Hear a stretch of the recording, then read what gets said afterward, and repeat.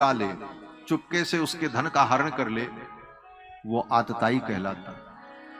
सुप्तहा, कोई व्यक्ति सो रहा हो और सोते हुए व्यक्ति की हत्या कर दे तो वो मारने वाला व्यक्ति आतताई होता है। और बालक की हत्या करने वाला और स्त्री की हत्या करने वाला, ये 6 लोग आतताई कहलाते हैं। आतताई बधारहण षडैते ह्याततायिनः, ये 6 प्रकार के आतताई होते हैं। और इन आतताइयों के लिए दंड क्या है? बोले इनका वध कर देना चाहिए, यही शास्त्र की आज्ञा है। भगवान श्री कृष्ण ने कहा भैया भीम जो कह रहे हैं ठीक कह रहे हैं, ये आतताई है, इसका वध होना चाहिए, क्योंकि इसने सोते हुए 5-5 बच्चों को मारा। लेकिन द्रौपदी जो कहते हैं कि ब्राह्मण का वध नहीं करना चाहिए, ये भी बात सही है, ये ब्राह्मण है, अब तो बड़ा धर्म संकट हुआ, अब इसको मारें कि छोड़ें? आतताई है इसलिए मार देना चाहिए और ब्राह्मण है इसलिए मारना नहीं चाहिए। भगवान कहते हैं हे अर्जुन, ये दोनों मेरे वचन हैं। भगवान कहते हैं शास्त्रों में ये दोनों बातें मैंने ही कही हैं, ब्राह्मण को मारना नहीं चाहिए और आतताई को छोड़ देना चाहिए, दोनों वचन मेरे हैं। अब अर्जुन तुम निर्णय करो क्या करना है। अगर तुम इसे छोड़ दोगे तो आतताई का वध कर देना चाहिए, ये वचन झूठा हो जाएगा, और आतताई मान करके अगर इसे दंड दिया जाता है तो ब्राह्मण बंधु का वध नहीं होना चाहिए, ये वचन झूठा हो जाएगा। अब तुम जो उचित समझो सो करो। ऐसा कह करके भगवान चुप हो। कहते कहते भगवान ने यह भी कहा कि प्रियम च भीमसेनस्य पांचाल्या मह्यमेव च। हे अर्जुन, ऐसा निर्णय करना जिस निर्णय से पांचाली द्रौपदी को भी प्रसन्नता हो, भीम के मन को भी संतोष हो। भीमसेनस्य पांचाल्या मह्यमेव च, और मेरे मन को समझकर, मेरी भावनाओं को भी समझकर अर्जुन तुम निर्णय लेना। अब निर्णय मैं तुम्हारे ऊपर छोड़ रहा हूं। अर्जुन ने विचार किया क्या करना चाहिए। अर्जुन ने विचार किया कि किसी सम्मानित व्यक्ति का अपमान हो जाए तो वह अपमान ही उसके लिए मृत्यु के तुल्य होती। ये द्रोणाचार्य का पुत्र अश्वत्थामा सम्मानित व्यक्ति है, इसका सम्मान है, इसका अपमान कर दिया जाए, इसे अपमानित कर दिया जाए, यही इसके लिए मृत्यु है, और इसे छोड़ दिया जाए यही इसके लिए जीवन दान है। दोनों बातें सिद्ध हो जाएंगी। और अर्जुन ने अश्वत्थामा के मस्तक की मणि को निकाल लिया। मणि को निकाल लिया, मणि के निकलते ही अश्वत्थामा श्रीहीन हो गया, तेजहीन हो गया, और अश्वत्थामा को अपमानित करके अर्जुन ने भगा दिया वहां से। जीवन दान भी दे दिया, जीवन भी बच गया, और अपमान जो है ये मृत्यु के तुल्य, इसलिए मृत्यु दंड भी हो गया। दोनों वचनों की सार्थकता हो गई। लेकिन जाते जाते अश्वत्थामा ने पांडवों का सर्वनाश करने के लिए, 5 पांडवों को मारने के लिए अस्त्र का प्रयोग कर दिया, और अस्त्र छोड़ करके, मंत्रात्मक अस्त्र छोड़ करके अश्वत्थामा वहां से भाग चला उत्तराखंड की ओर।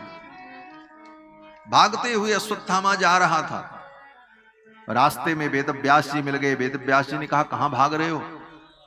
बोले पांडवों के नाश के लिए, पांडवों के विनाश के लिए मैंने अमोघ अस्त्र का प्रयोग किया है, ब्रह्मास्त्र का प्रयोग किया है। कहीं वो मेरा वध न कर दे, मेरा विनाश न कर दे, इसलिए मैं भाग रहा हूं। वेदव्यास जी ने ध्यान में सब कुछ जान लिया, और वेदव्यास जी ने कहा कहीं भी भाग करके तुम जाओगे तो बच नहीं पाओगे। तुमने जिन पांडवों के ऊपर ब्रह्मास्त्र का प्रयोग किया है, वे 5 पांडव भगवान कृष्ण की आत्मा है।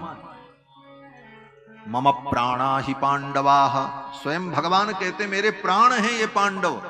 जैसे शरीर के अंदर 5 प्राण होता है, प्राण अपान व्यान समान उदान, उसी प्रकार ये 5 पांडव भगवान के प्राण हैं, अत्यंत प्रिय हैं। मम प्राणा ही पांडवाः, भगवान कहते हैं ये पांडव मेरे प्राण हैं। वेदव्यास जी कहते हैं भगवान कृष्ण के प्राण हैं वो पांडव।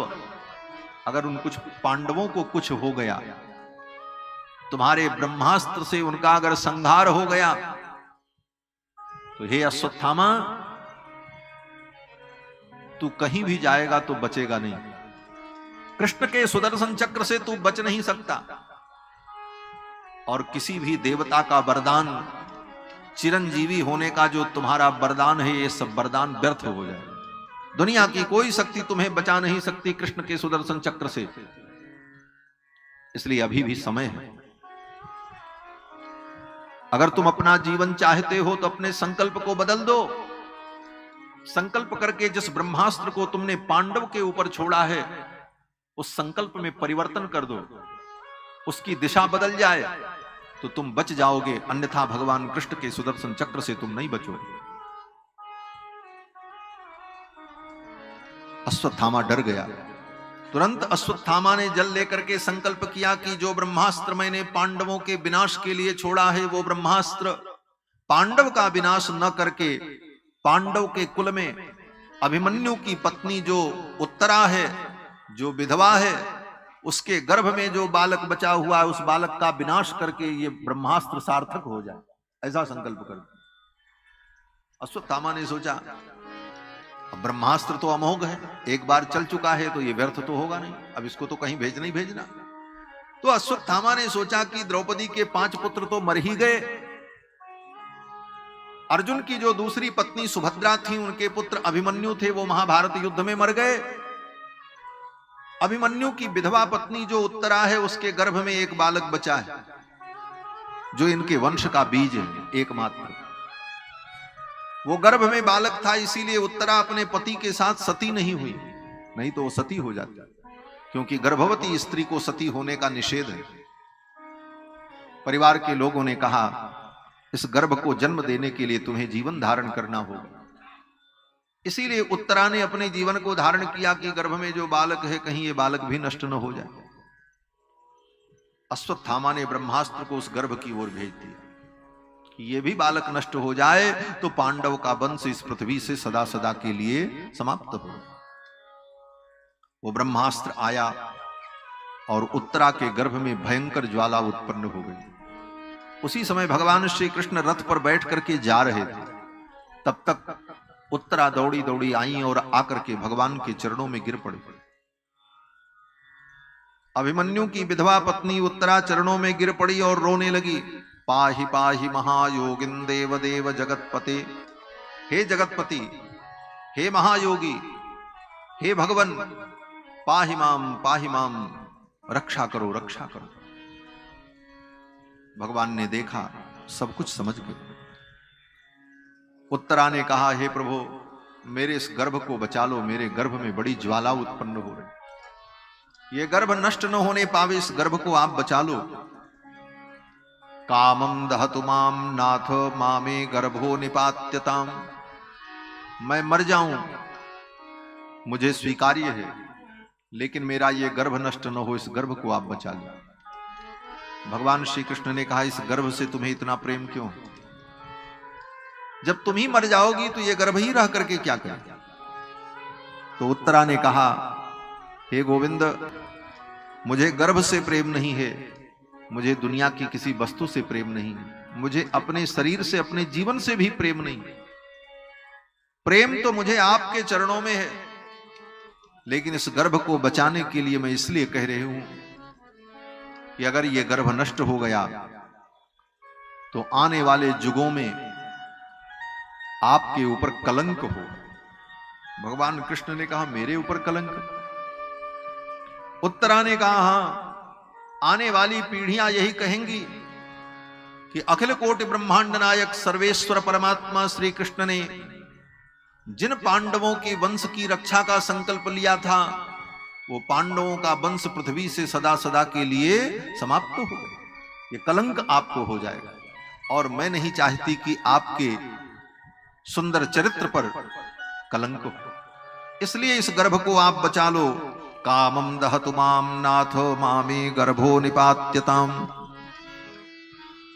इस प्रकार जब उत्तरा ने प्रार्थना की तो भगवान ने कहा, तेरे गर्भ की रक्षा के लिए मुझे तेरे गर्भ में जाना पड़ेगा।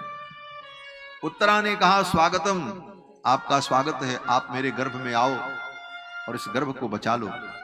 भगवान ने अंगुष्ठ मात्र रूप धारण किया और उत्तरा के गर्भ में प्रविष्ट हो गए और उत्तरा के गर्भ में जाकर के उस मरे हुए बालक को भगवान ने पुनर्जीवित कर दिया। क्योंकि ब्रह्मास्त्र तो अमोघ है, वो अपना काम करेगा।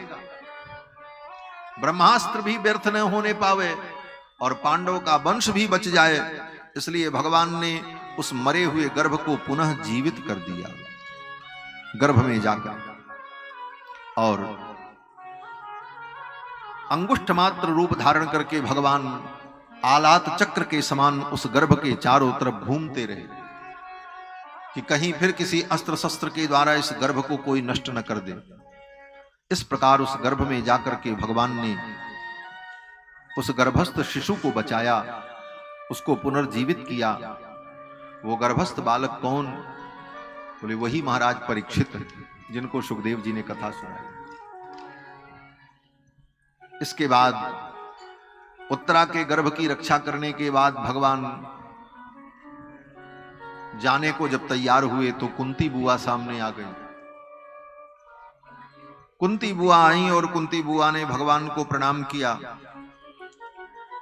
और प्रणाम करते हुए कुंती बुआ ने कहा कि कृष्णाय वासुदेवाय देवकी नंदनाय च नंद गोप कुमाराय गोविंदाय नमो नमः। हे गोविंद, हे देवकी नंदन, हे नंद गोप कुमार, मैं आपको प्रणाम करती हूं। कुंती को देखकर भगवान श्री कृष्ण बोल पड़े, हे बुआ जी, अब मैं द्वारिका जा रहा हूं, आपकी कोई इच्छा हो तो आप बताओ। आप वरदान मांग लो, कुछ मांगना है, कोई कामना है, कोई इच्छा हो तो आप बताओ। तो कुंती बुआ ने भगवान को प्रणाम किया और कहा, हे प्रभु, अगर आप देना चाहते हो तो यही वरदान दे दो कि मेरे ऊपर बार बार विपत्तियां पड़ती रहें, जैसे आज तक विपत्तियां आई ऐसे आगे भी विपत्तियां आती रहें। विपद संतु न सस्वत तत्र तत्र जगत गुरो। कुंती ने भगवान से यही मांगा कि हे प्रभु, मेरे जीवन में विपत्तियां ही आती रहे, यही आप मुझे दे दो।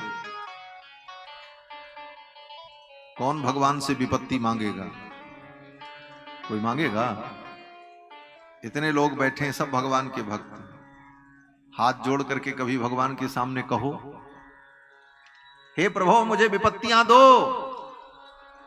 तब पता चलेगा कि आप कितने बड़े भक्त हो। कुंती ने भगवान से यही मांगा कि मुझे विपत्तियां दे दो। विपदः सन्तु नः सस्वत तत्र तत्र जगत गुरु। ये विपत्तियां क्यों मांग रही हैं? भगवान श्री कृष्ण ने कहा, बुआ जी, दुनिया के लोग, दुनिया के भक्त मुझसे संपत्ति मांगते हैं और आप विपत्ति मांग रही हो, क्यों?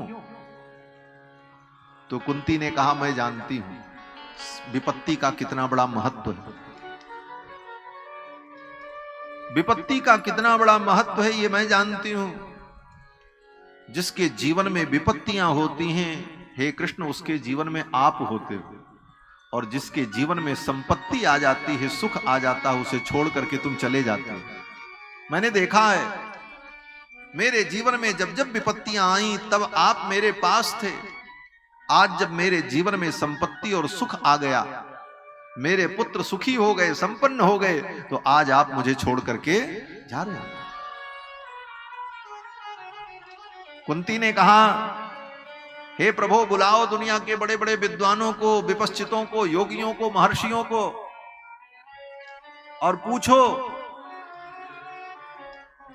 कि आपके जिस रूप का दर्शन मैंने विपत्तियों में किया है, क्या उस रूप का दर्शन संपत्ति में दुनिया में किसी ने किया? मैंने आपके उन रूपों को, उन लीलाओं को देखा है जिसका दर्शन बड़े बड़े योगियों को भी नहीं हो सकता। भवतो दर्शनम यत्स्यात् अपुनर्भव दर्शनम।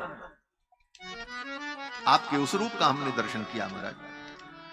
कहते हैं आपको हमने देखा, दुनिया के किसी योगी ने, महात्मा ने आपको उस रूप में देखा? किस रूप में? द्रौपदी कहती हैं, कुंती कहती हैं, अपने भक्त की जूती को अपने भक्त के चप्पल को अपने पीतांबर में लपेट करके सिमटे से खड़े हुए कृष्ण को, परमात्मा को, परब्रह्म को किसी ने देखा है? हमने देखा। कुंती ने बहुत बातें कही हैं। कुंती कहती है, प्रभु नमो अकिंचन वित्ताय निवृत्त गुण वृत्तये आत्मा रामाय शांताय कैवल्य पतये नमः। हे आत्मा राम, आप अकिंचन के वित्त हो, जिसके जीवन में कुछ नहीं होता, उसके जीवन के आप परम धन हो। इसलिए हे गोविंद, मैं यही चाहती हूं कि मेरे जीवन में विपत्तियां ही आवें, क्योंकि विपत्तियां रहेंगी तो आप रहोगे। वास्तव में विपत्ति क्या है? कहते हैं विपदो नैव विपदः संपदो नैव संपदा। विपत्ति विपत्ति नहीं है और संपत्ति संपत्ति नहीं।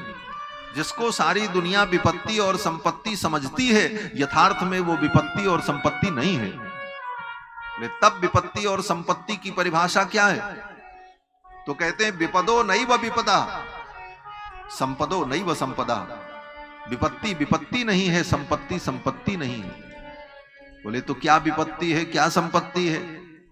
कहते हैं कि विपद विस्मरणम विष्णोः, भगवान का विस्मरण हो जाना, भगवान को भूल जाना, यही सबसे बड़ी विपत्ति है। और संपन्न नारायण स्मृति ही, भगवान का स्मरण करते रहना, यही सबसे बड़ी संपत्ति है। भगवान को भूलना ही सबसे बड़ी विपत्ति है और भगवान को सदा याद करना, यही सबसे बड़ी संपत्ति है। कह हनुमंत विपत्ति प्रभु सोई, जब तब सुमिरन भजन न हो। भगवान को भूल जाना यही सबसे बड़ी विपत्ति है और भगवान को याद रखना यही सबसे बड़ी संपत्ति है। विपदो नैव विपदः संपदो नैव संपदः, विपद विस्मरणम विष्णोः संपन्न नारायण स्मृति।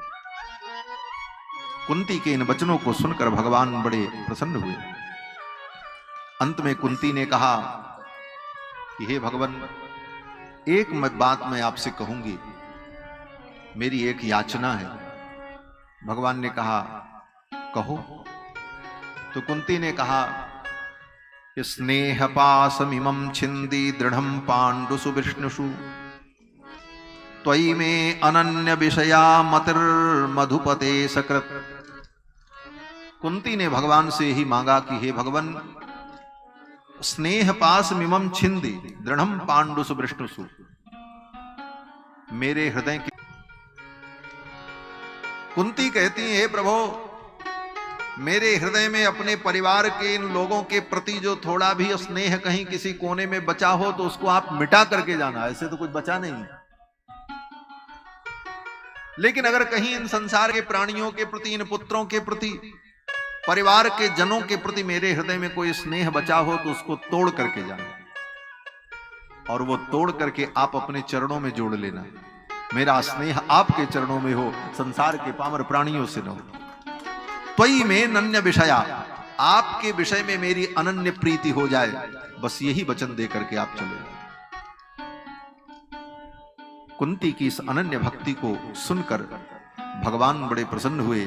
भगवान ने कहा तथास्तु। ऐसा कह करके भगवान चलने को तैयार। भगवान जब चलने को तैयार हुए तब तक भगवान को याद आ गई, अरे एक भक्त मेरी प्रतीक्षा कर रहे हैं, मुझे उनके पास चलना चाहिए। भगवान चल पड़े। ये भक्त कौन है? बोले भीष्म पितामह। युद्ध के मैदान में सरसैया पर पड़े हुए प्रतीक्षा कर रहे हैं कि सूर्य उत्तरायण हो जाए तो मैं अपने प्राणों का त्याग करूं। भीष्म पितामह के प्रयाण का समय आ गया और भगवान चल पड़े। इस दृश्य को देखने के लिए बड़े बड़े ऋषि मुनि वहां आ गए। पर्वतो नारदो धौम्यो भगवान बादरायण, बृहदस्सो भरद्वाजस्य शिष्यो रेणुकासुतः। महर्षि पर्वत, देवर्षि नारद, धौम्य, भगवान वेदव्यास, बृहदस्व, भरद्वाज, रेणुका के पुत्र श्री परशुराम जी महाराज, ये बड़े बड़े ऋषि मुनि महात्मा भीष्म पितामह के अंतिम प्रयाण को देखने के लिए वहां उपस्थित हो गए। ये सब लोग आए। वशिष्ठ इंद्र प्रमदस्त्रो गृत्समदोषितः, वशिष्ठ जी आ गए, गृत्समद आ गए, त्रित आ गए, ये महामुनि लोग, महात्मा लोग वहां आए। भगवान भी पहुंचे। भगवान जब पहुंचे तो भगवान के आते ही, ऐसे तो भीष्म पितामह आंख बंद करके बाण की सैया पर लेटे थे। भगवान जब सन्निकट आए तो भीष्म पितामह ने अपनी आंखें खोली और भगवान को देखा। भीष्म पितामह कैसे जाने कि भगवान आ गए, वो तो आंख बंद करके लेटे थे। और जब से लेटे थे बाण की सैया पर, तब से उन्होंने आंखें खोली ही नहीं। सांसें चलती रही, आंख बंद करके भगवान का ही ध्यान करते रहे, बाण सैया पर पड़े। आज भगवान जब सन्निकट आए तो उन्होंने आंख खोली। कितने लोग उनके सन्निकट आए, चले गए, लेकिन किसी को उन्होंने नहीं देखा। भगवान जब आए तब उन्होंने आंख खोली। तो पता कैसे चला भगवान आए? बोले भगवान जब भीष्म पितामह के सन्निकट पहुंचे तो भगवान के गले में जो बनमाला है, तुलसी की माला है, उसकी दिव्य सुगंध चारों तरफ जब फैलने लगी, भगवान के श्री अंग की दिव्य गंध जब नासिका में पहुंची तो भीष्म पितामह ने सोचा ये तो भगवान गोविंद के शरीर की दिव्य सुगंध, लगता है गोविंद कृपा करने के लिए आ गए। और तुरंत भीष्म पितामह ने जो ही आंख खोली टक से, तो देखते क्या है, साक्षात भगवान श्री कृष्ण उनके सामने खड़े। अब भगवान को देखकर भीष्म पितामह अपलक नेत्रों से भगवान की रूप माधुरी का पान करने लगे। बाण की सैया पर पड़े पड़े और बगल में खड़े युधिष्ठिर और अर्जुन को मोहयन मायया लोकम गूढ़श्चरति विष्णुसु। भीष्म पितामह ने कहा, ये जो मेरी आंखों के सामने खड़े हैं, एष वै भगवान साक्षात आद्यो नारायण पुमान, ये भगवान नारायण है, परम पुरुष। मोहयन मायया लोकम, ये अपनी माया से संपूर्ण लोक को मोहित करते हुए यदुवंश में उत्पन्न होकर पांडवों के संबंधी बनकर के प्रकट हैं और लीला कर रहे हैं। बगल में युधिष्ठिर खड़े थे। युधिष्ठिर की ओर थोड़ा देखा और देख करके भीष्म पितामह ने कहा कि यम मन्यसे मातुलेयम, धर्मराज जिसको तुम अपने मामा का बेटा समझते हो, कृष्ण को, यम मन्यसे मातुलेयम, भीम की ओर देखा, प्रियम, हे भीम जिसको तुम अपना प्रिय समझते हो। अर्जुन की ओर देखा, मित्रम, जिसको तुम अपना मित्र समझते हो। यम मन्यसे मातुलेयम प्रियम मित्रम। नकुल और सहदेव की ओर देखा और कहा, सुहृतमम, हे नकुल, हे सहदेव, जिसको तुम अपना परम सुहृत समझते हो। ये कौन है? हे धर्मराज, इनको तुम अपने मामा का बेटा समझते हो कि ये तुम्हारे हैं, तुम्हारे मामा के बेटा हैं, इसलिए केवल तुम्हारे हैं। हे भीम, जिनको तुम अपना प्रिय समझते हो कृष्ण को कि ये केवल तुम्हारे हैं। अर्जुन, जिनको तुम अपना पक्का मित्र समझते हो केवल तुम्हारे हैं।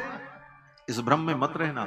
सर्वात्मनः समदृशः, ये सर्वात्मा है, ये समदर्शी हैं, ये सबके हैं, केवल तुम्हारे ही नहीं। ये समस्त आत्माओं की आत्मा है। तत्कृतम मति वैषम्यम निरबद्धस्य न क्वचित, इनकी मति में वैषम्य नहीं है। मनुष्य की मति में वैषम्य होता है, अपने पराये का भेद होता है। ये परमात्मा है, सर्वात्मा है।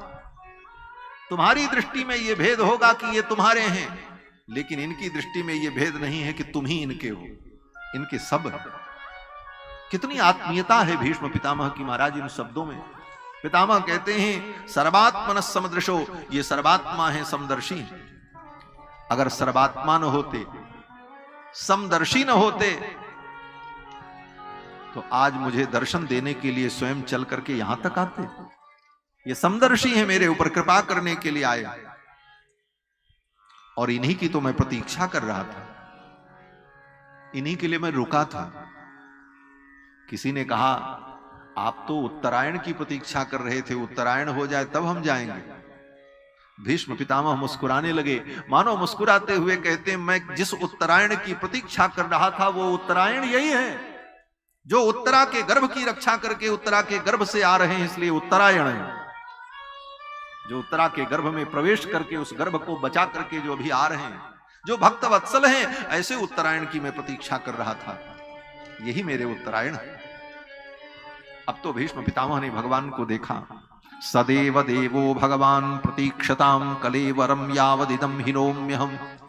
भीष्म पितामह ने भगवान की ओर देखा और कहा, हे भगवान, थोड़ी देर आप मेरी प्रतीक्षा करो, आप रुको। कब तक प्रतीक्षा करो? भीष्म पितामह ने कहा, आपने बड़ी प्रतीक्षा करवाई है, आज आपको प्रतीक्षा करनी पड़ेगी। कब तक? पितामह ने कहा, कलेवरम यावदिदम हिनोम्यहम, जब तक मैं अपने शरीर का त्याग न कर दूं तब तक आप इसी प्रकार मेरी आंखों के सामने मुस्कुराते खड़े रहो। भगवान मुस्कुराने लगे। फिर तो भीष्म पितामह ने अनेक धर्मों का वर्णन किया जो कि महाभारत में है। दान धर्मान, राजधर्मान, मोक्ष धर्मान विभागशः, स्त्री धर्मान, भगवत धर्मान, समासव्यास योगतः। राजधर्म, दान धर्म, मोक्ष धर्म, स्त्री धर्म, भागवत धर्म, इन सारे धर्मों का, भगवत धर्म, इन सारे धर्मों का समासव्यास योगतः, संक्षेप में और विस्तार से वर्णन करके भीष्म पितामह ने सबको बताया। वहां जो लोग उपस्थित थे उनको सुनाया। भीष्म पितामह परम धर्मात्मा है। धर्म का जितना इनको ज्ञान और अनुभव है वो सब इन्होंने बताया, और फिर अंत में सब धर्मों से श्रेष्ठ जो धर्म है उसका वर्णन किया। वो धर्म क्या है? युधिष्ठिर ने पूछा कि को धर्म सर्वधर्माणाम धर्मोधिकतमो मतः। आपने जिन धर्मों का वर्णन किया, दान धर्म, राजधर्म, मोक्ष धर्म, स्त्री धर्म, भगवत धर्म, इन सब धर्मों में सर्वश्रेष्ठ धर्म क्या है? को धर्म सर्वधर्माणाम धर्मो अधिकतमो मतः। इन समस्त धर्मों में अधिकतम धर्म, श्रेष्ठ धर्म क्या है, वो हम जानना चाहते।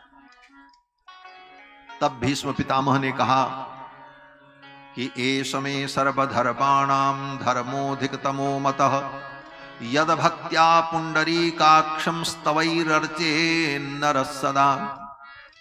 भीष्म पितामह ने कहा कि सब धर्मों में अधिकतम सर्वश्रेष्ठ धर्म यही है कि भगवान के चरणों की भक्ति की जाए, इनका चिंतन किया जाए, इनका नामोच्चारण करें, इनका ध्यान करें, इनकी स्तुति करें, यही सबसे बड़ा धर्म है। इससे बड़ा कोई धर्म नहीं। एषमे सर्वधर्माणाम धर्मो अधिकतमो मतः यद भक्त्या पुंडरीकाक्षम स्तवैर अर्चेन नरः सदा।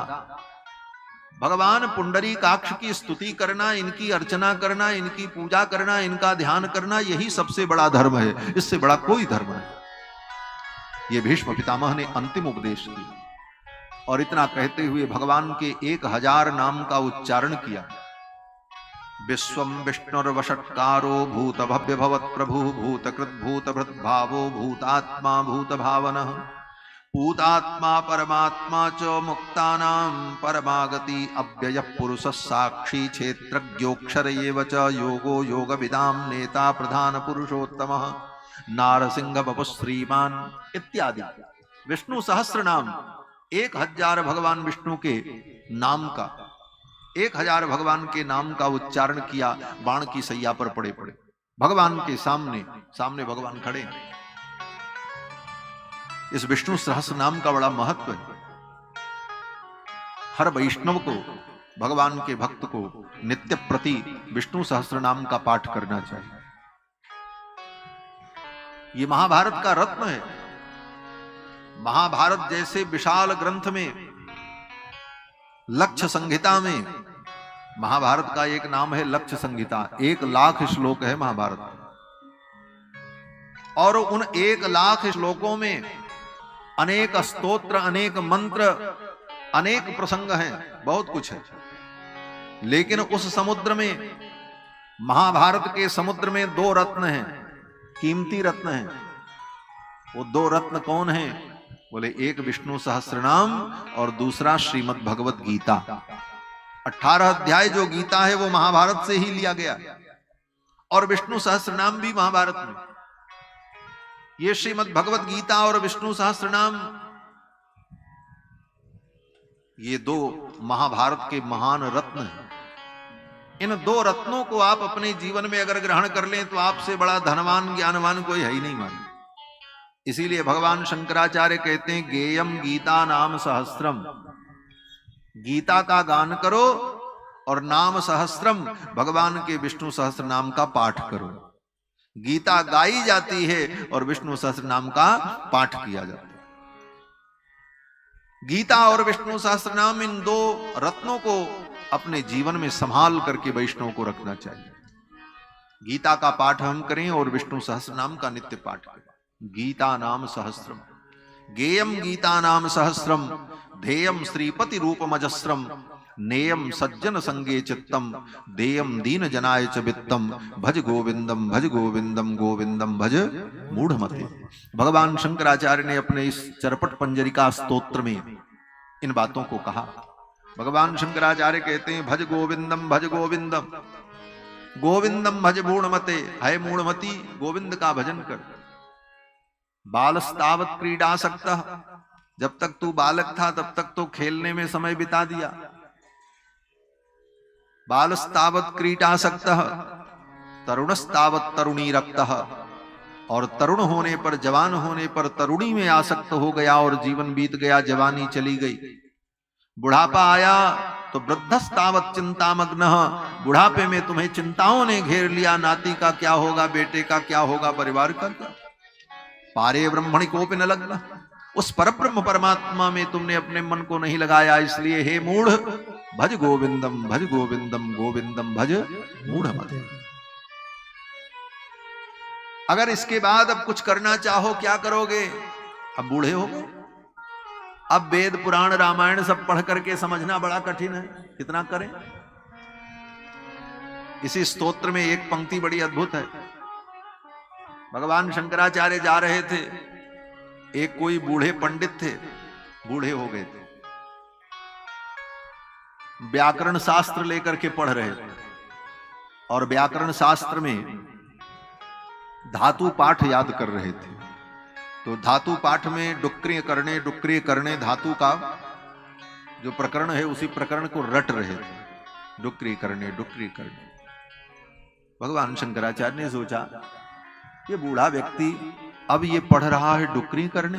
पूछा क्यों पढ़ रहे हो?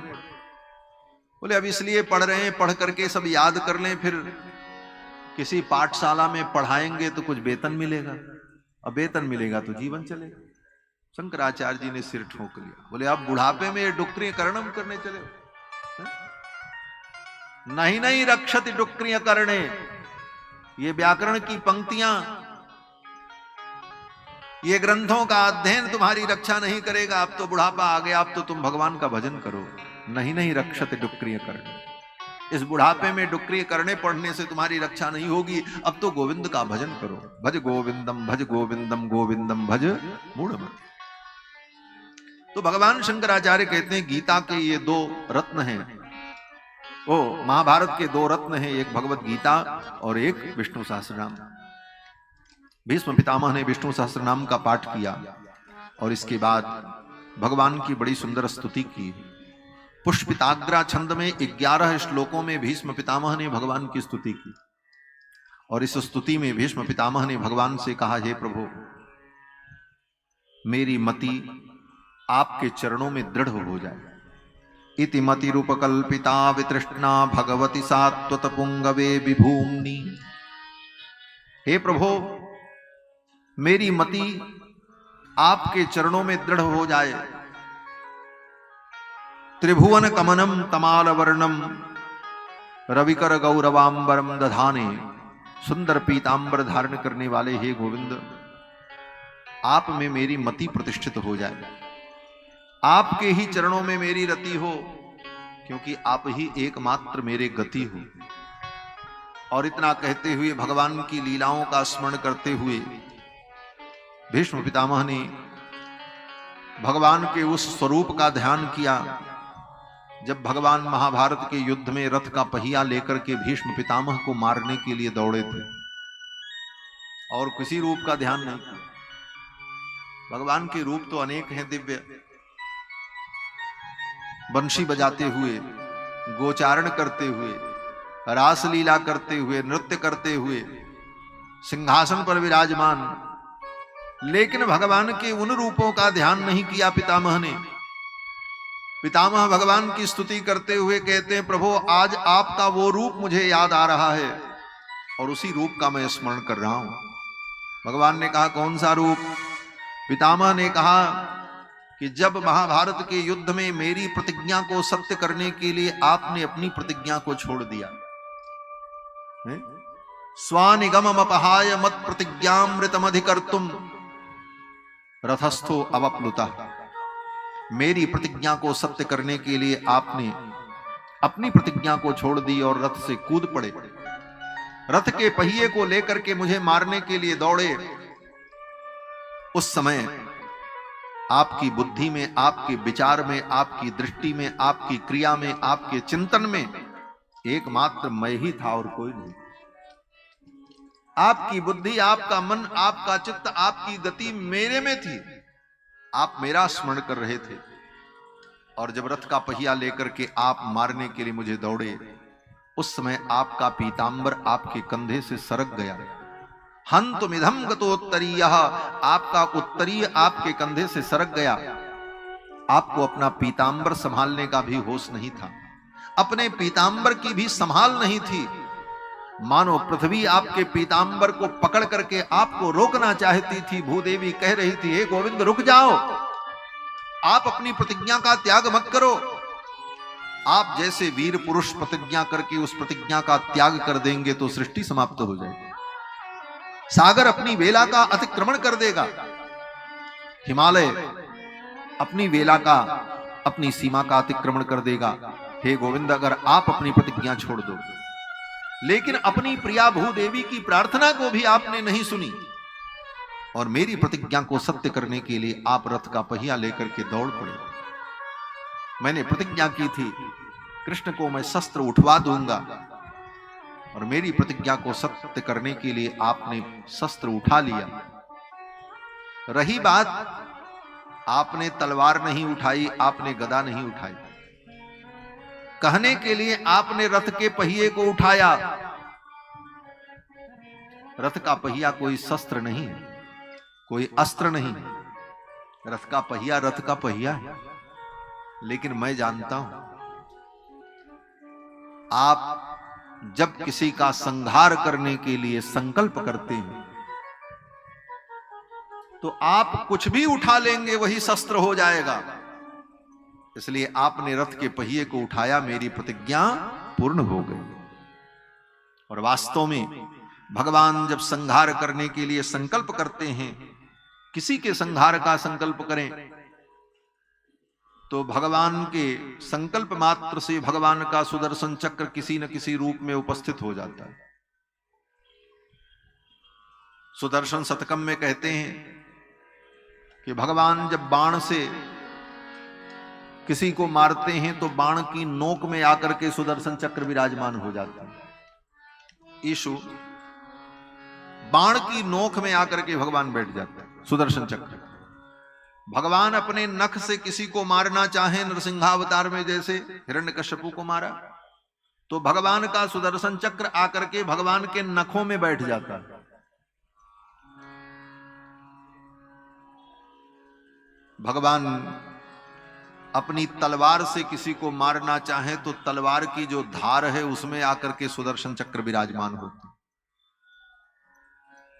ईसु नखु परसु मुख व्यापिनीम तद विभूत्याम।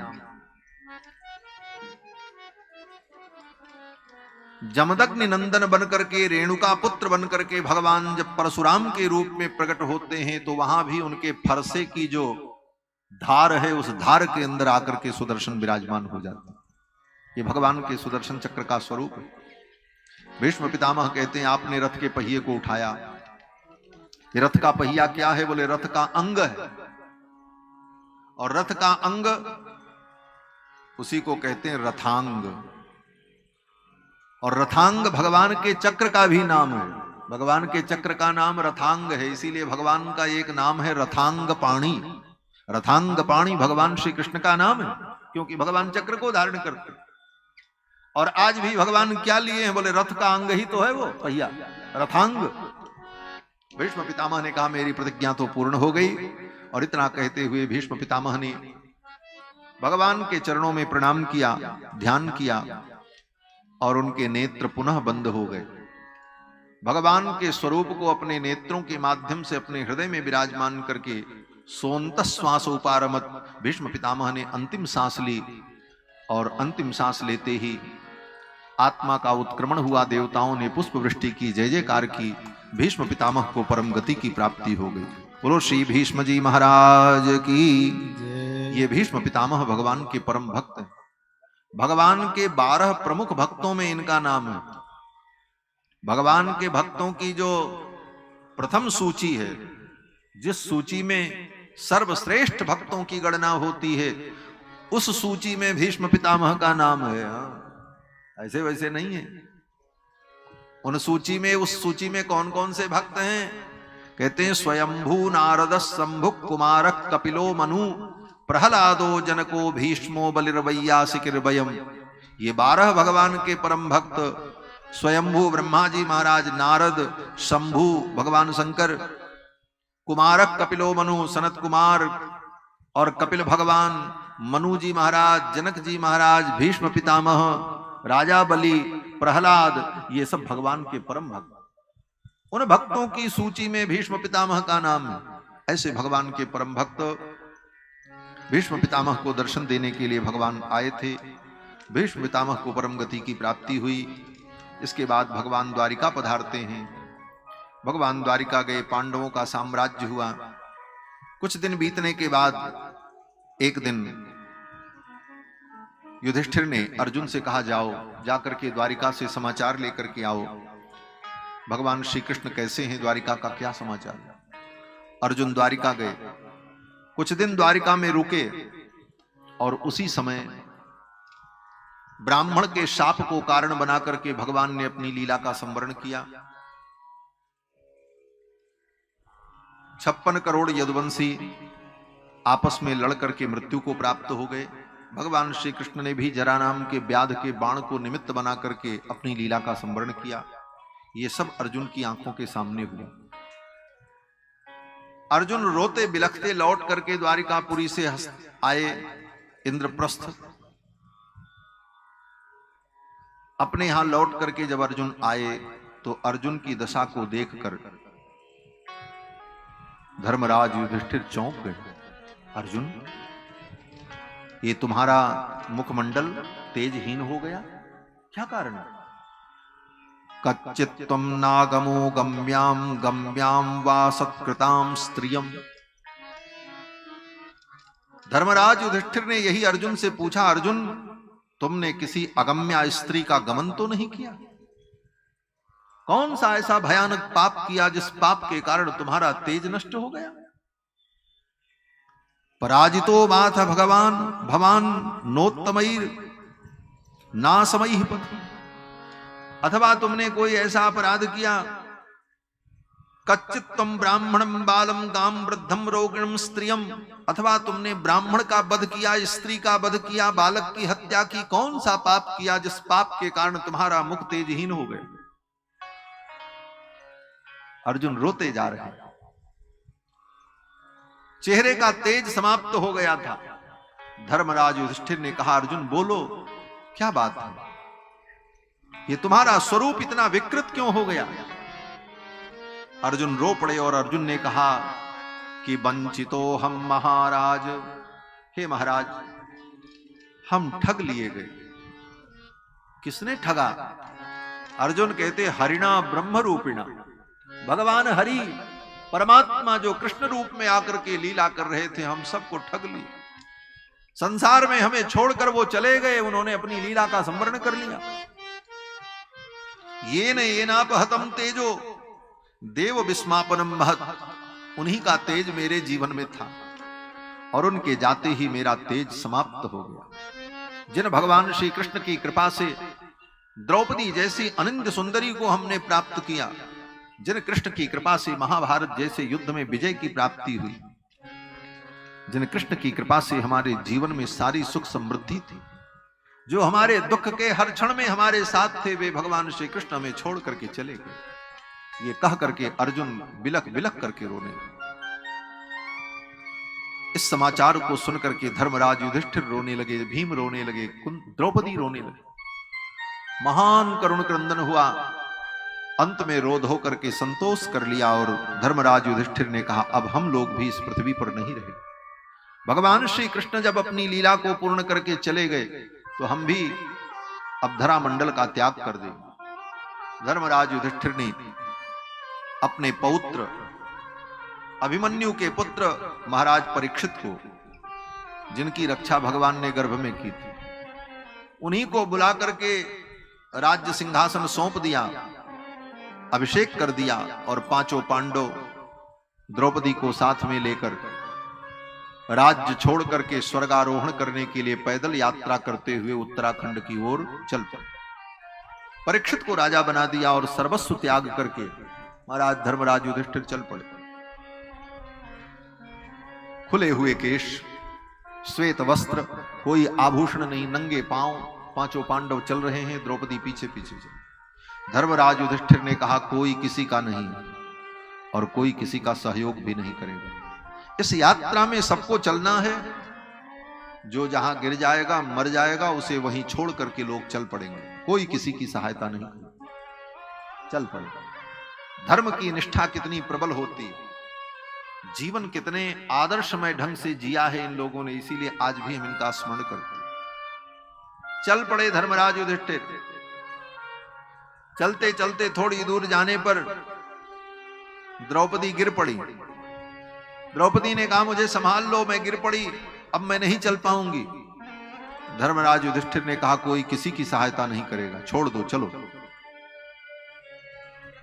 द्रौपदी ने कहा, इस यात्रा में मैं रास्ते में ही छूट जाऊंगी, क्या अपराध हमने किया है? क्या कारण है कि आपके स्वर्गारोहण यात्रा में मैं आपके साथ आगे नहीं जा सकती? इतना तो आप बता दो।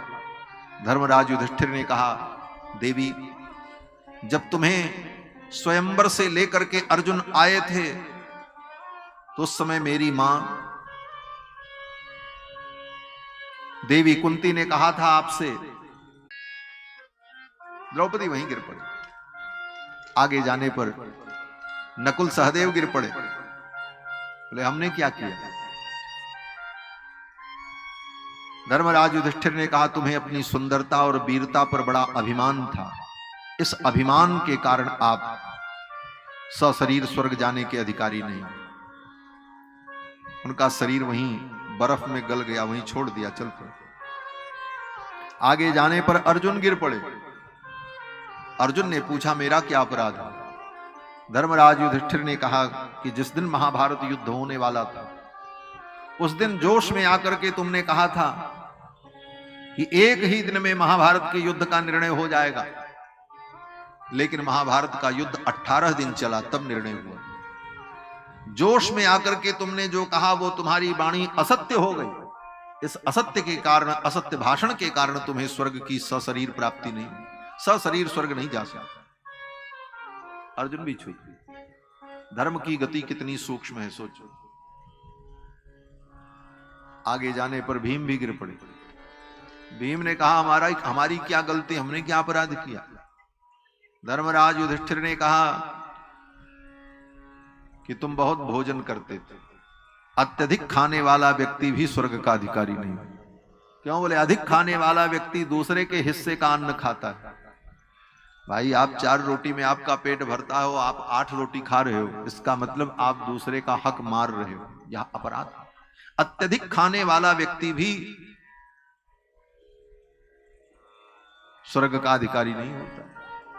धर्मराज युधिष्ठिर अकेले चल पड़े, सब गिर गए। एक कुत्ता उनके पीछे पीछे चल रहा था उस निर्जन में, पहाड़ में। आगे जाने पर एक दिव्य रथ आया, स्वर्ग से उनके लिए विमान आया और विमान में बैठ के जाने की बात हुई कि आप विमान में बैठो और चलो।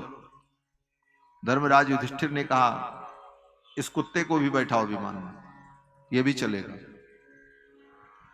स्वर्ग के देवताओं ने कहा, उस विमान में बैठे हुए पुरुषों ने कहा ये कुत्ता स्वर्ग नहीं जाएगा, स्वर्ग कुत्तों के लिए नहीं होता, स्वर्ग तो पुण्यात्माओं के लिए होता। धर्मराज युधिष्ठिर ने कहा इसे भी ले चलो तो मैं चलूंगा, नहीं तो मैं भी नहीं जाऊंगा। उन दूतों ने कहा एक कुत्ते के लिए आप स्वर्ग का त्याग कर रहे हैं? तो धर्मराज युधिष्ठिर ने कहा स्वर्ग की प्राप्ति पुण्य से होती है, सत्कर्म से स्वर्ग की प्राप्ति होती है। और सत्कर्म और पुण्य क्या है? बोले सबसे बड़ा सत्कर्म और सबसे बड़ा पुण्य परोपकार और परहित, इससे बड़ा कोई पुण्य नहीं। परहित सरिस धर्म नहीं भाई, परहित से बड़ा कोई धर्म नहीं। और इस निर्जन में ये कुत्ता मेरे पीछे चल करके आया है, मेरे भरोसे आया है, इसे इस निर्जन में मैं छोड़कर अपने सुख के लिए स्वर्ग चला जाऊं, ये कहां जाएगा? ये तो मेरे भरोसे मेरे पीछे पीछे यहां तक आया।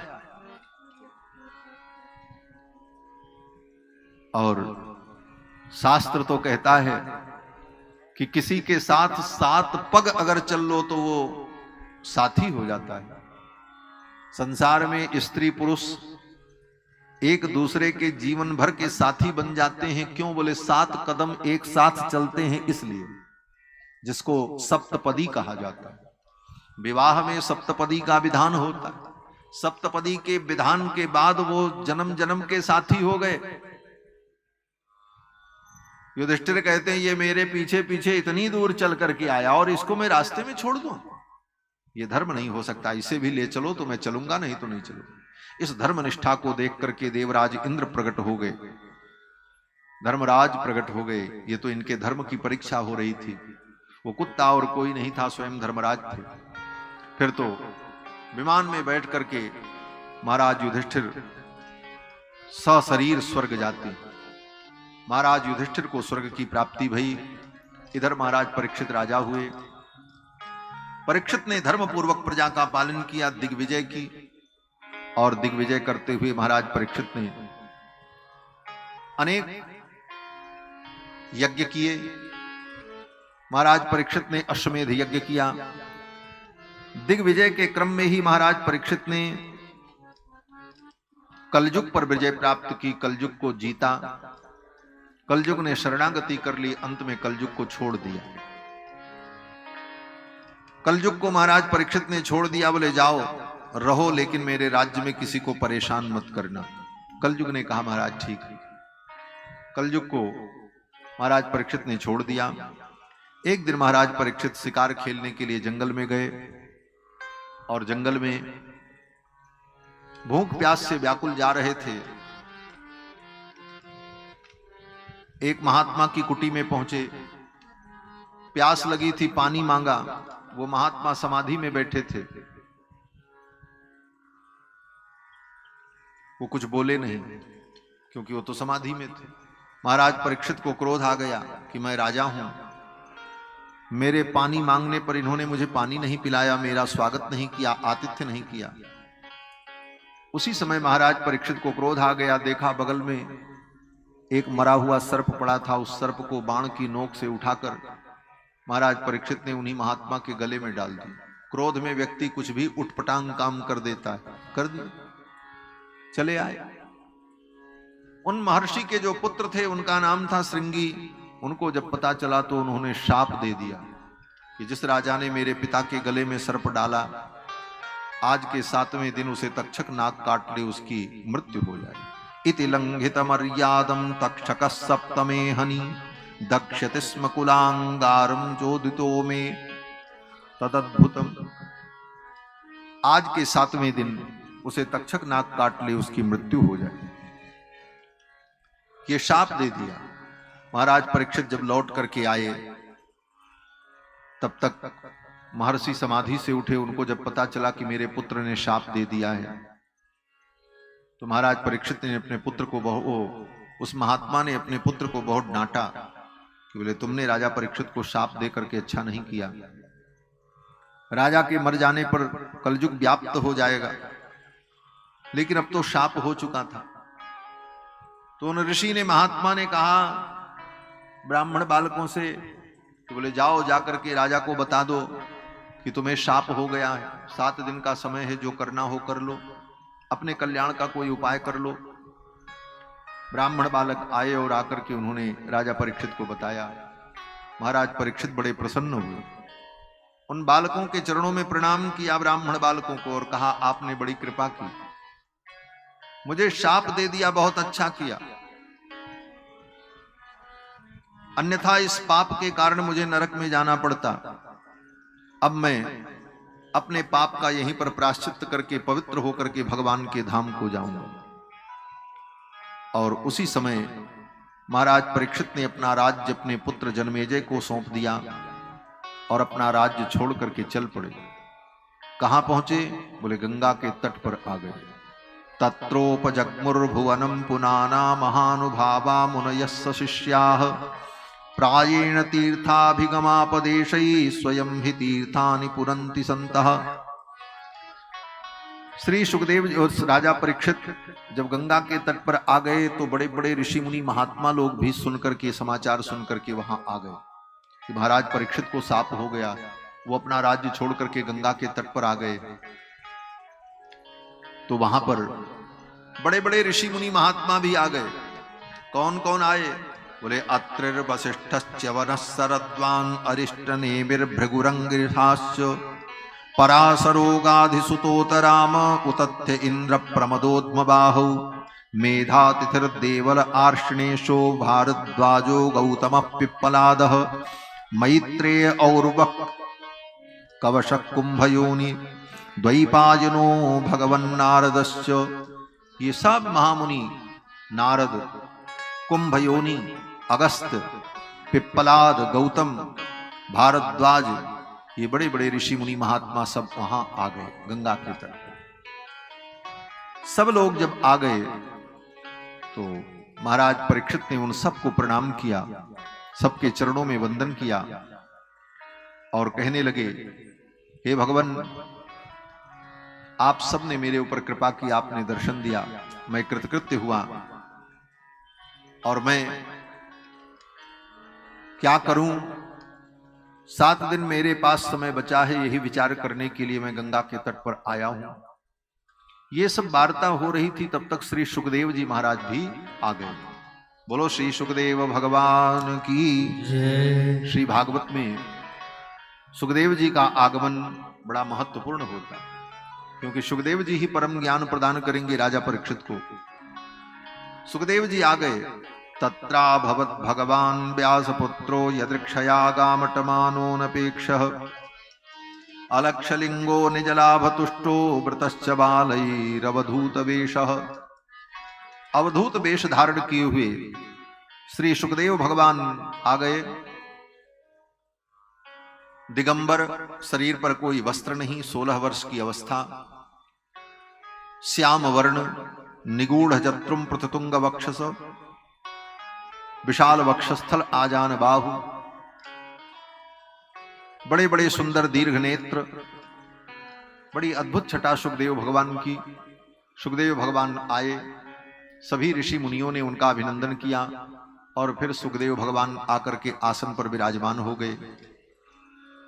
फिर तो महाराज परीक्षित ने सुखदेव जी के चरणों में प्रणाम किया, पूजन किया और सुखदेव जी से ही पूछा। क्या पूछा? राजा परीक्षित कहते हैं कि अतः पृच्छामि संसिद्धिं योगिनां परमं गुरुं। हे योगियों के परम गुरु, अब मैं आपसे पूछता हूं कि एक मरने वाले व्यक्ति को क्या करना चाहिए? मरने वाले व्यक्ति के लिए कर्तव्य क्या है? पुरुषस्य यत् कार्यं म्रियमाणस्य सर्वथा, जो सर्वथा म्रियमाण है, ऐसे म्रियमाण व्यक्ति को, मरण धर्मा व्यक्ति को क्या करना चाहिए? स्मर्तव्यम भजनीयम वा ब्रूहि यद्वा विपर्ययम्।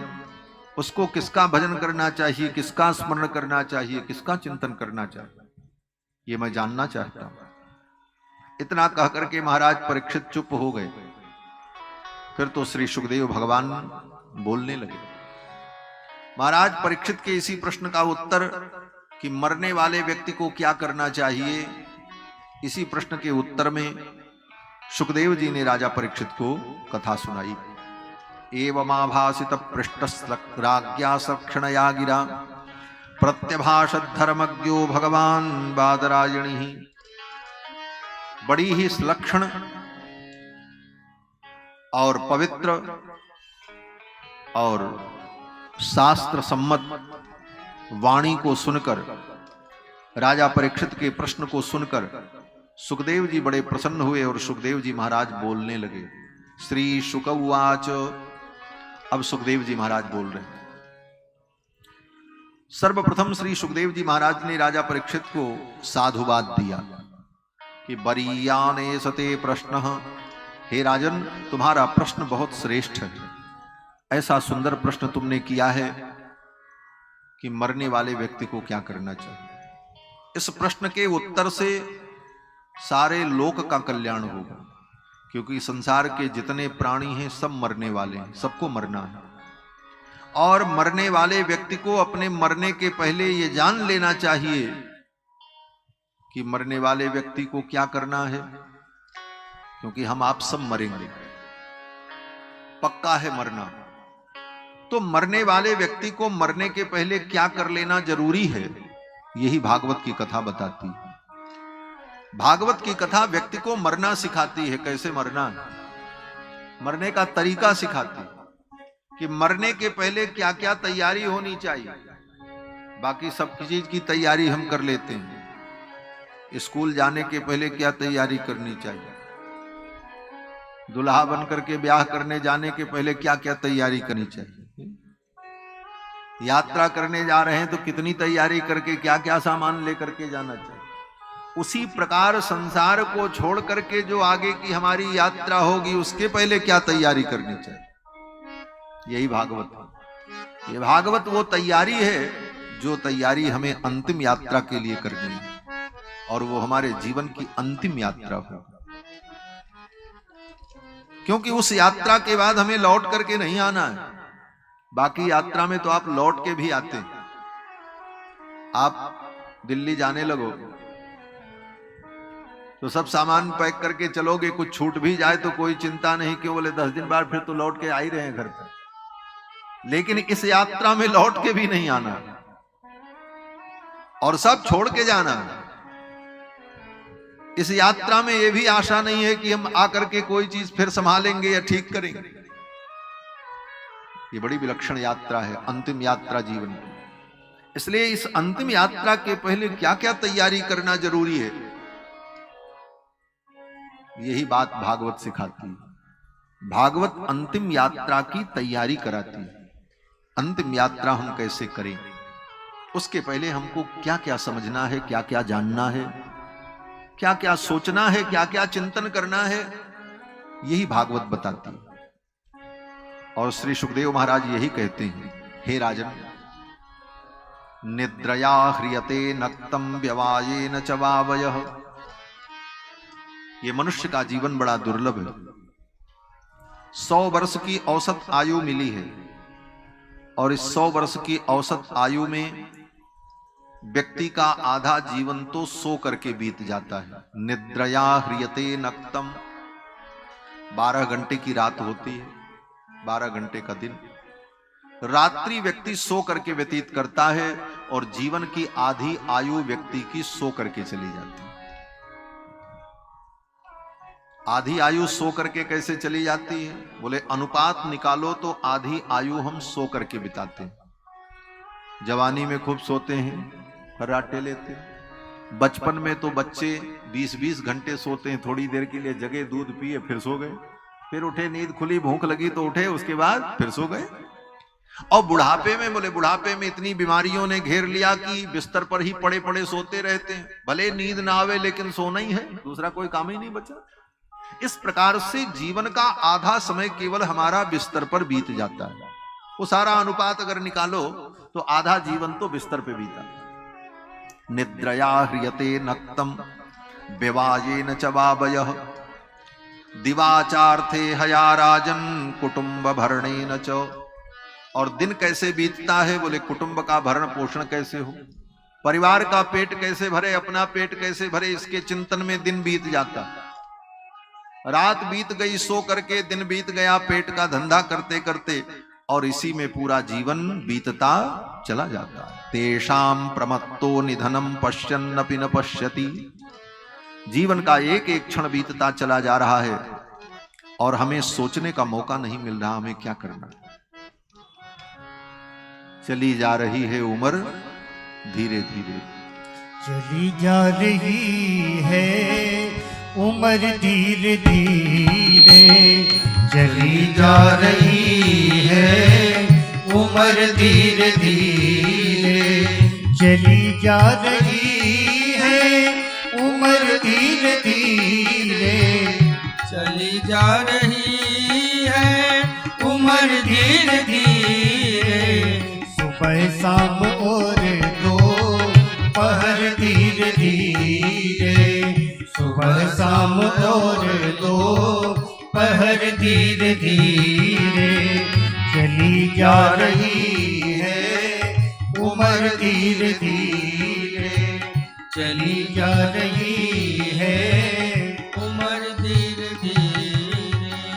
बचपन भी बीता जवानी भी बीती, बचपन भी बीता जवानी भी बीती, बुढ़ापे का होता असर धीरे धीरे, बुढ़ापे का होता असर धीरे धीरे, चली जा रही है उम्र धीरे धीरे, चली जा रही है उम्र धीरे धीरे।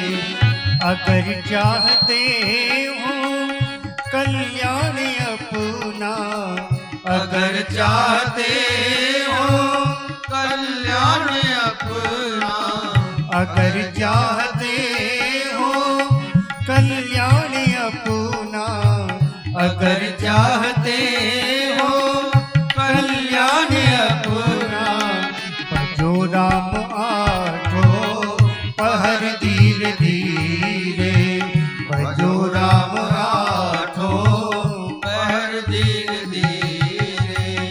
चली जा रही है उम्र धीरे धीरे, चली जा रही है उम्र धीरे धीरे। गिरे दांत तेरे हुए केस उजले, गिरे दांत तेरे हुए केस उजले, गिरे दांत तेरे हुए केस उजले, गिरे दांत तेरे हुए केस उजले। झुकी जा रही है कमर धीरे धीरे, झुकी जा रही है कमर धीरे धीरे, चली जा रही है उम्र धीरे धीरे, चली जा रही है उम्र धीरे धीरे। भजन कर तू हरि का पल पल ओ प्यारे, भजन कर तू हरि का पल पल ओ प्यारे, भजन कर तू हरि का पल पल ओ प्यारे, भजन कर तू हरि का पल पल ओ प्यारे। तो मिल जाएगा वो सजन धीरे धीरे, तो मिल जाएगा वो सजन धीरे धीरे। तो मिल जाएगा वो सजन धीरे धीरे, तो मिल जाएगा वो सजन धीरे धीरे। चली जा रही है उम्र धीरे धीरे, चली जा रही है उम्र धीरे धीरे, उम्र धीरे धीरे, उम्र धीरे धीरे। बोलो श्री वृंदावन वृंदावन बिहारी लाल की जय। जय जय श्री राधे श्याम। जीवन इसी प्रकार बीतता चला जा रहा है और हम अपने कल्याण का कोई उपाय नहीं कर पाते। सोचते हैं कल करेंगे, परसों करेंगे, अभी तो पूरा जीवन पड़ा है, कर लेंगे, टालते रहे, जबकि एक क्षण का भरोसा नहीं। महाराज परीक्षित के पास तो 7 दिन का समय था। 7 दिन में 1 सेकंड भी कम होगा तो राजा परीक्षित की मृत्यु नहीं होगी, क्योंकि 7वें दिन मरना है, यह शाप था।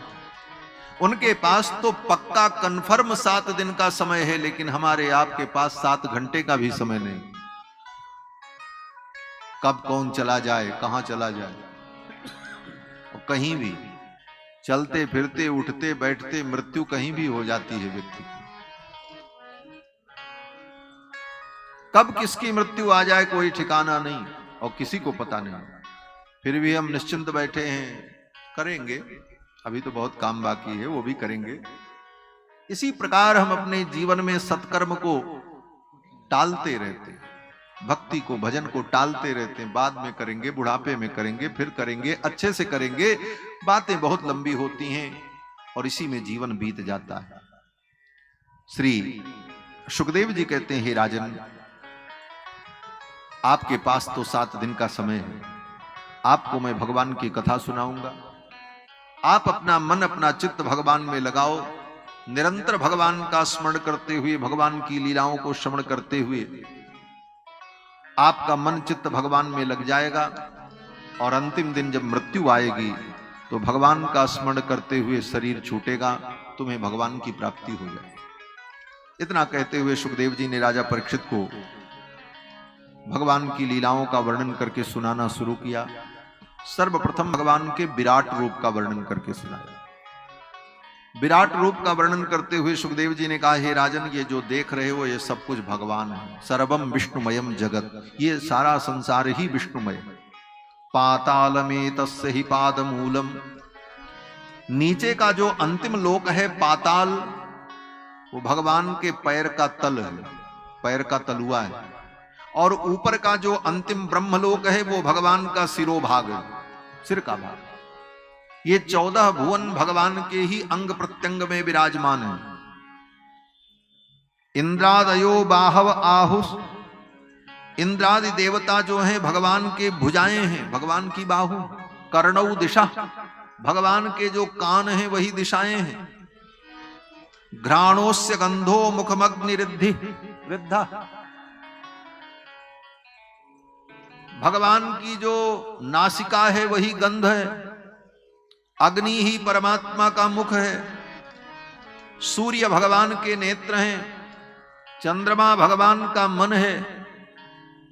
इस प्रकार से संपूर्ण सृष्टि के चर अचर समस्त प्राणी, समस्त वस्तुएं भगवान में ही विद्यमान हैं। यही भगवान का विराट रूप।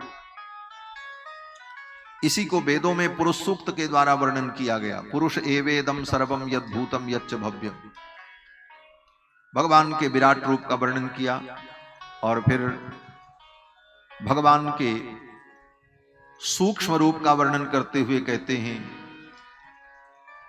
कि चतुर्भुजम कंजरथांग शंख गदाधरम धारणया स्मरंती।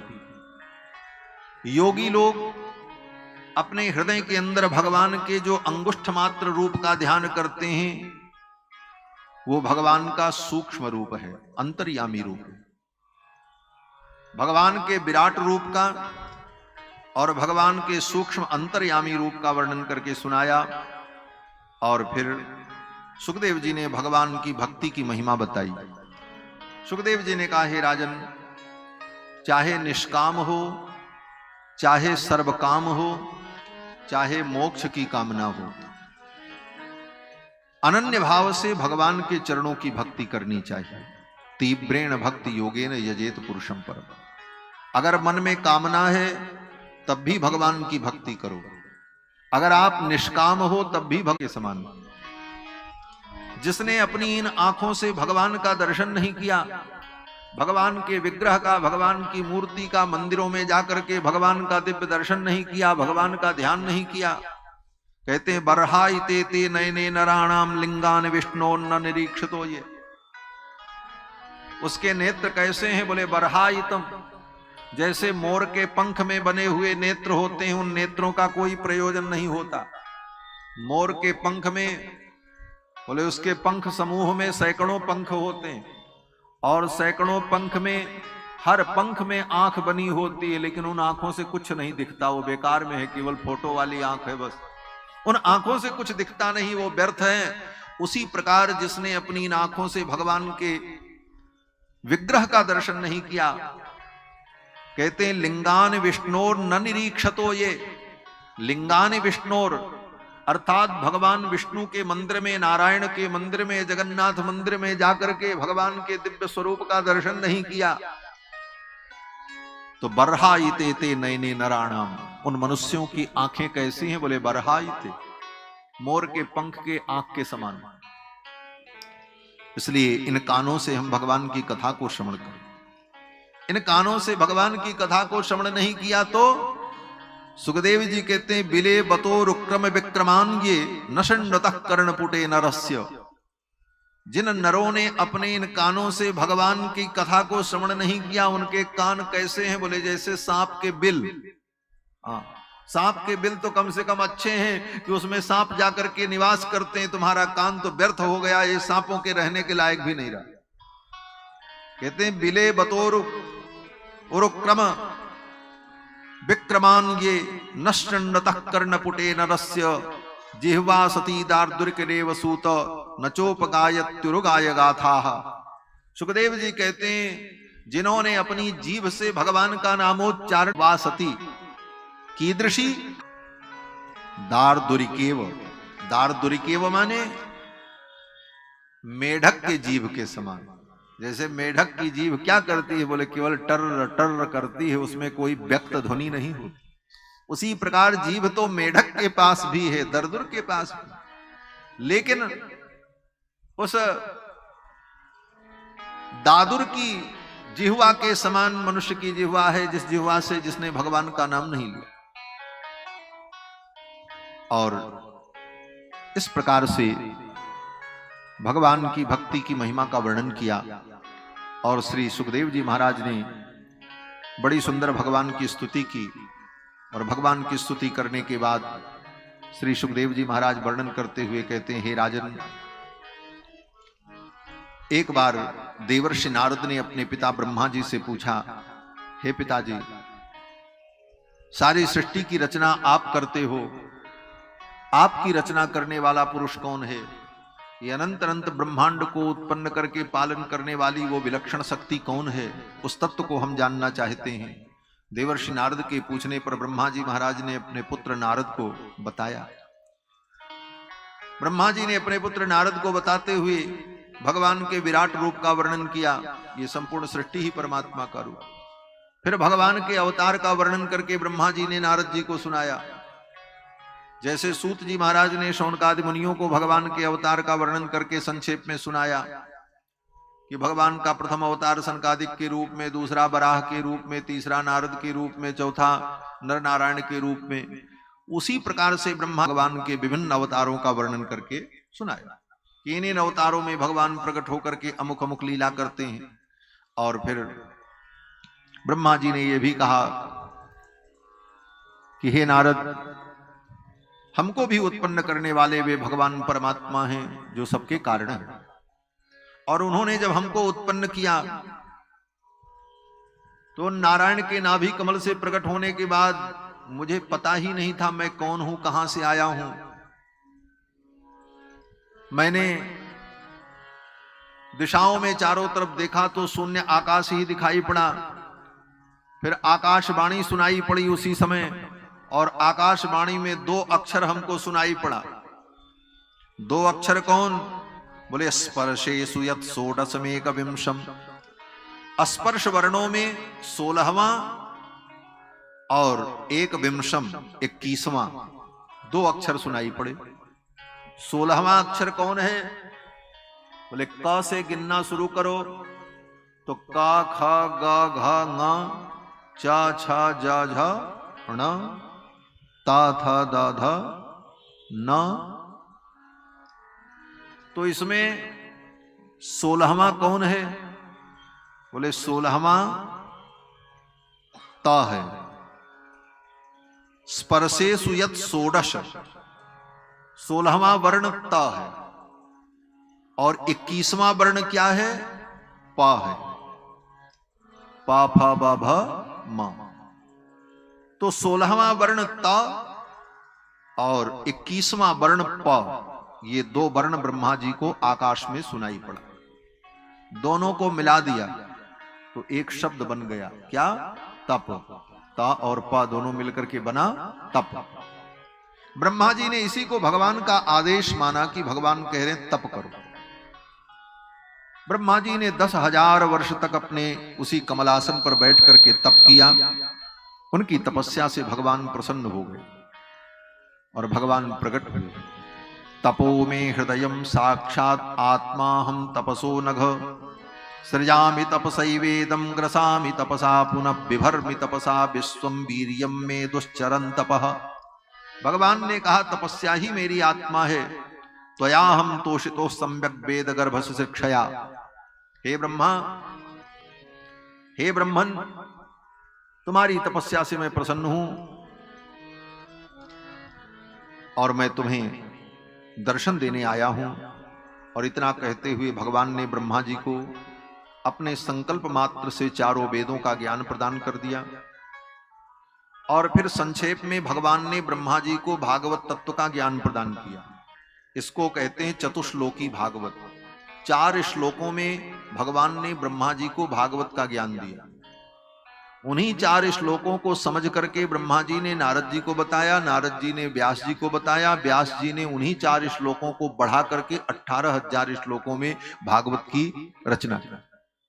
मूल वो 4 श्लोक हैं जिनको चतुश्लोकी भागवत कहा जाता है। 4 श्लोक में ही संपूर्ण ज्ञान विज्ञान सूक्ष्म रूप से भगवान ने ब्रह्मा जी को दे दिया। किस प्रकार से? बोले जैसे इतना बड़ा बीज होता है, ये तो इतना बड़ा मैं कह रहा हूं, बहुत छोटा। पीपल का बीज कितना छोटा होता? बोले पीपल का जो फल होता है उस एक फल के अंदर सैकड़ों बीज होते हैं। वो एक गोली जो होती छोटी सी, जिसको गोदा कहते हैं, उस पीपल के एक दिखने वाले फल के अंदर सैकड़ों बीज होते हैं। उन सैकड़ों बीजों में जो एक बीज सूक्ष्म है, उसी बीज के अंदर पूरा पेड़ है। कितना बड़ा पेड़? बोले जिस पेड़ में बड़ी बड़ी डालियां और हजारों कुंटल लकड़ी हो सकती है, उतना बड़ा पेड़ उस बीज के अंदर छिपा है। और क्या छिपा है? बोले उसके अंदर जो पेड़ छिपा है, उस पेड़ से भविष्य में जितने बीज पैदा होंगे, उन बीजों में जितने वृक्ष छिपे हुए हैं, फिर उन बीजों के अंदर जितने वृक्षों के बीज हैं, इस प्रकार से अनंत अनंत वृक्षों का मूल एक वो सूक्ष्म बीज है जिसके अंदर सारे तत्व भरे हैं। उसी प्रकार भागवत का परम ज्ञान 4 श्लोक रूपी बीज में है। उसी से ये भागवत रूपी पेड़ प्रकट हो गया, इतना बड़ा वृक्ष 18,000 श्लोकों में। और आज भी इसके बीज के द्वारा कितने कितने वृक्ष प्रकट हो रहे हैं महाराज। भागवत के ऊपर कितनी पंक्तियां लिखी गई, कितने व्याख्यान लिखे गए, कितनी कविताएं लिखी गई, कितने स्तोत्रों की रचना हुई, ये सब उसकी शाखा और पत्र के रूप में विस्तृत होता चला। 4 श्लोकों में वेद व्यास जी को, ब्रह्मा जी को भगवान ने भागवत तत्व का उपदेश किया। और फिर भगवान अंतर्धान हो गए। भगवान ने कहा अब सृष्टि का विस्तार करो। फिर तो ब्रह्मा जी महाराज ने सृष्टि का विस्तार किया है। श्री सुखदेव जी महाराज कहते हैं, हे राजन, इस आख्यान को श्री मैत्रेय जी महाराज ने विदुर जी को सुनाया है गंगा के तट पर हरिद्वार में। वो आख्यान मैं तुमको सुना रहा हूं। ऐसा कहते हुए श्री सुखदेव जी महाराज ने राजा परीक्षित को सृष्टि के क्रम का वर्णन करके सुनाया कि ब्रह्मा जी महाराज सृष्टि करते हैं। श्री ब्रह्मा जी महाराज पहले सनकादिकों को उत्पन्न करते हैं। सनकादिक तपस्या करने चले गए। फिर ब्रह्मा जी को बड़ा दुख हुआ कि जिनको मैंने पैदा किया कि ये सृष्टि को बढ़ाएंगे वो तो तपस्वी बन गए। तो ब्रह्मा जी के अंदर रोष आया और रोष के कारण ब्रह्मा जी की भ्रिकुटी के मध्य से एक बालक प्रकट हो गया लाल रंग का। उस लाल रंग के बालक को ब्रह्मा जी ने देखा, वो बालक जोर जोर से रोने लगा। बालक जब रोने लगा तो ब्रह्मा जी ने कहा, रुदनाथ रुद्र, तुम रो रहे हो इसलिए तुम्हारा नाम रुद्र होगा। वही रुद्र हैं भगवान शंकर जो ब्रह्मा की भ्रिकुटी से पैदा हुआ, तमः प्रधान। ब्रह्मा जी ने उनसे कहा तुम सृष्टि करो। तो रुद्र ने अपना काम शुरू किया। रुद्र ने अपनी सृष्टि प्रारंभ की। भूत प्रेत पिशाच डाकनी साकनी सांप बिच्छू सब पैदा करने लगे। ब्रह्मा जी ने कहा अलम बस करो। बोले क्यों? बोले अभी सृष्टि पैदा नहीं भई और विनाश की सामग्री पहले पैदा कर दिया, इसकी जरूरत अभी नहीं है, अभी जाओ भजन करो। तो भगवान रुद्र चले गए भजन करने के लिए, तपस्या करने के लिए कैलाश में, तब करने। फिर ब्रह्मा जी ने प्रजापतियों को उत्पन्न किया। भृगु अंगिरा वशिष्ठ इत्यादि ये प्रजापति उत्पन्न हुए। दशमस्तत्र नारद, उसमें 10वें देवर्षि नारद थे। फिर ब्रह्मा जी ने सोचा ये सृष्टि कब तक मैं बनाता रहूंगा, अपने संकल्प से एक को पैदा करूं दूसरे को पैदा करूं। सनकादिकों को पैदा किया तो चारों भाई तपस्या करने चले गए। रुद्र को पैदा किया तो रुद्र ने उपद्रव खड़ा कर दिया। इनको पैदा किया, इन प्रजापतियों को, तो अब ये कुछ करने को तैयार नहीं। तब ब्रह्मा जी ने सोचा सृष्टि ऐसे नहीं बढ़ेगी, अब कुछ ऐसा करना होगा कि ये सृष्टि में लोग स्वतः प्रेरित होकर के सृष्टि को आगे बढ़ावें। तब ब्रह्मा जी ने अपने संकल्प से अपने शरीर के दाहिने अंग से एक पुरुष को प्रकट किया और बाएं अंग से एक स्त्री को प्रकट किया।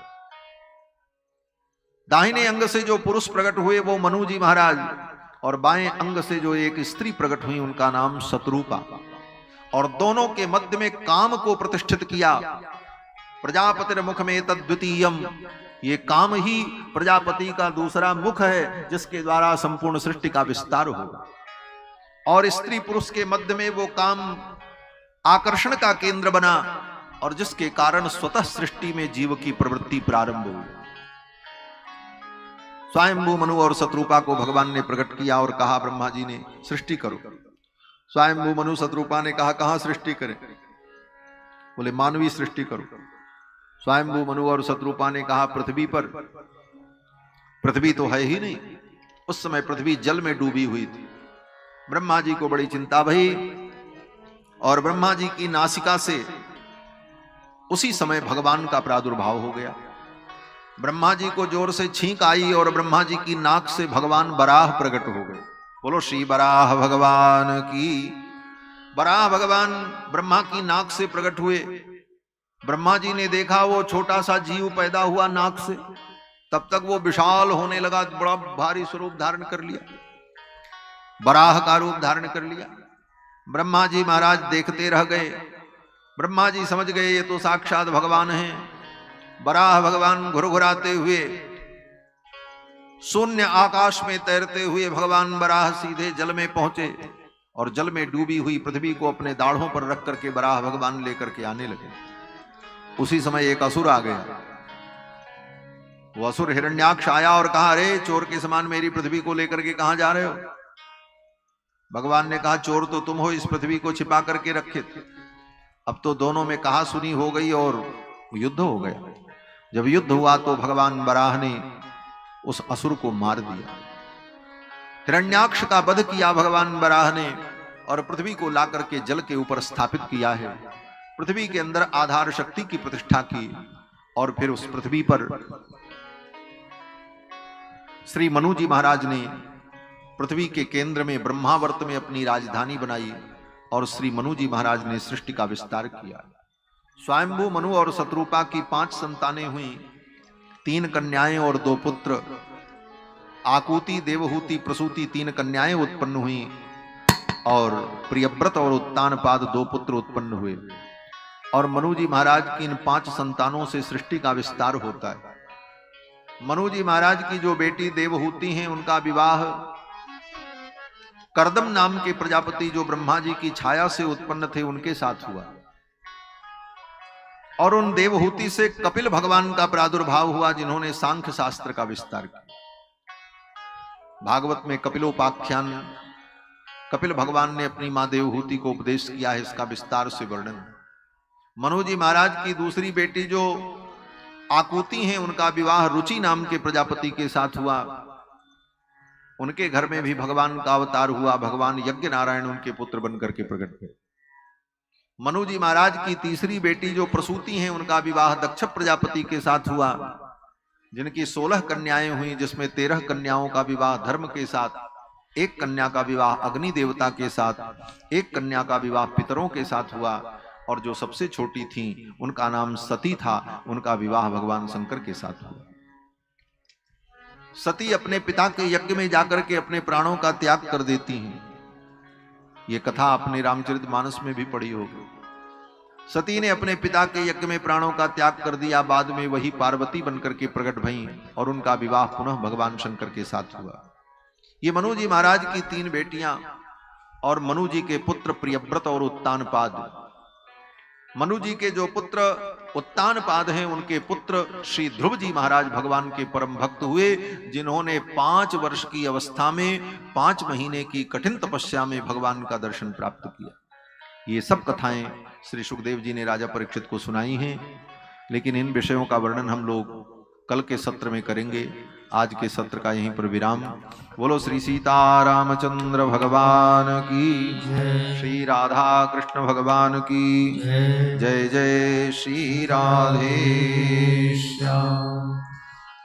जय जय राधा रमण हरि बोल, जय जय राधा रमण हरि बोल, जय जय राधा रमण हरि बोल, जय जय राधा रमण हरि बोल, जय जय राधा रमण प्यारो राधा रमण, जय जय राधा रमण प्यारो राधा रमण, जय जय राधा रमण प्यारो राधा रमण, जय जय राधा रमण प्यारो राधा रमण, जय जय राधा रमण प्यारो राधा रमण, जय जय राधा रमण प्यारो राधा रमण, जय जय राधा रमण प्यारो राधा रमण, जय जय राधा रमण प्यारो राधा रमण, जय जय राधा रमण प्यारो राधा रमण, जय जय राधा रमण प्यारो राधा